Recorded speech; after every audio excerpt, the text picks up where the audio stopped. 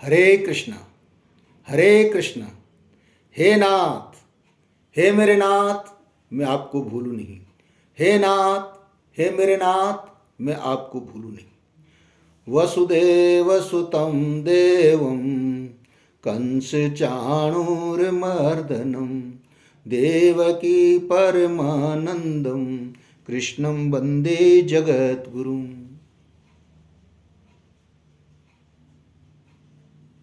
प्रिय गीता प्रेमियों, आपने भिक्षु गीता मानस पाठ का आप आनंद ले रहे होंगे नित्य प्रति श्रवण करके। अब आगे गीता अध्ययन के क्रम में आज से श्री राम सुखदास जी महाराज द्वारा रचित गीता माधुर्य, जो एक ऐसी पुस्तक है मानव कल्याण के लिए, प्रश्नोत्तर प्रणाली में लिखी गई है और गीता के रहस्यों को समझने में बड़ी सरल है। तो आइए आनंद के सागर में गोता लगाने के लिए आज इसका पठन श्रवण प्रारंभ करते हैं। आज से श्री कृष्ण गोविंद हरे मुरारे, हे नाथ नारायण वासुदेवा। ओम श्री परमात्मने नमः। श्री गणेशाय नमः। गीता माधुर्य। वसुदेव सुतं देवं कंस चाणूरमर्दनं देवकी परमानंदं कृष्णं वंदे जगद्गुरुं। जिज्ञासा पूर्तये टीका लिखिता साधकस्य या, संजीवनी प्रवेशाय माधुर्यं लिखते मया। पहला अध्याय। पांडवों ने 12 वर्ष का वनवास और 1 वर्ष का अज्ञातवास समाप्त होने पर जब पूर्व प्रतिज्ञा के अनुसार अपना आधा राज्य मांगा, तब दुर्योधन ने आधा राज्य तो क्या, तीखी सुई की नोक जितनी जमीन भी बिना युद्ध के देनी स्वीकार नहीं की। अतः पांडवों ने माता कुंती की आज्ञा के अनुसार युद्ध करना स्वीकार कर लिया। तो इस प्रकार पांडवों और कौरवों के बीच युद्ध होना निश्चित हो गया तथा दोनों ओर से युद्ध की तैयारी होने लगी। महर्षि वेदव्यास जी का धृतराष्ट्र पर बहुत स्नेह था, तो उस स्नेह के कारण उन्होंने धृतराष्ट्र के पास आकर के कहा कि युद्ध होना और उसमें क्षत्रियों का महान संहार होना अवश्यंभावी है, इसे कोई टाल नहीं सकता। यदि तुम युद्ध देखना चाहते हो तो मैं तुम्हें दिव्य दृष्टि दे सकता हूं, जिससे तुम यहीं बैठे बैठे युद्ध को अच्छी तरह से देख सकते हो। इस पर धृतराष्ट्र ने कहा कि मैं जन्म भर अंधा रहा, अब अपने कुल के संहार को मैं देखना नहीं चाहता, परंतु युद्ध कैसे हो रहा है ये समाचार जरूर जानना चाहता हूं। व्यास जी ने कहा कि मैं संजय को दिव्य दृष्टि देता हूं, जिससे ये संपूर्ण युद्ध को, संपूर्ण घटनाओं को, सैनिकों के मन में आई हुई बातों को भी जान लेगा, सुन लेगा, देख लेगा और सब बातें तुम्हें सुना भी देगा। तो ऐसा कह करके व्यास जी ने संजय को दिव्य दृष्टि प्रदान की। उधर निश्चित समय के अनुसार कुरुक्षेत्र में दोनों सेनाएं युद्ध के लिए तैयार थी। अब प्रश्न होता है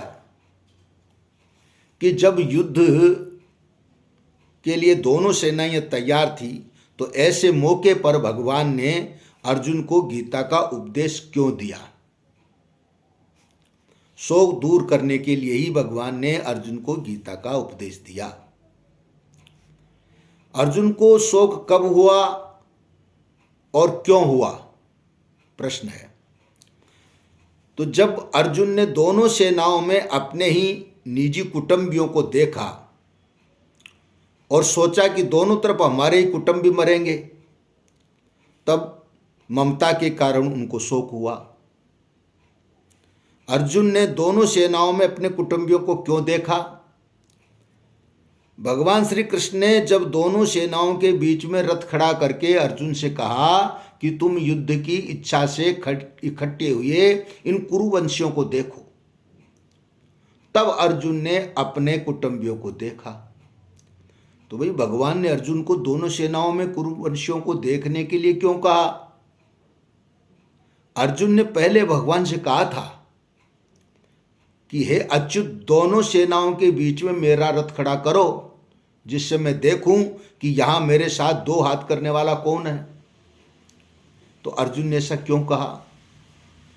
जब युद्ध की तैयारी के बाजे बजे, तब उत्साह में भरकर के अर्जुन ने दोनों सेनाओं के बीच में रथ खड़ा करने के लिए भगवान से कहा। अब देखता हूं मैं बाजे क्यों बजे। कौरव सेना के मुख्य सेनापति भीष्म जी ने जब सिंह की धार के समान गर्जना करके शंख बजाया, तब कौरव सेना के बाजे बजे और पांडव सेना के भी बाजे बजे। तो भीष्म जी ने शंख क्यों बजाया?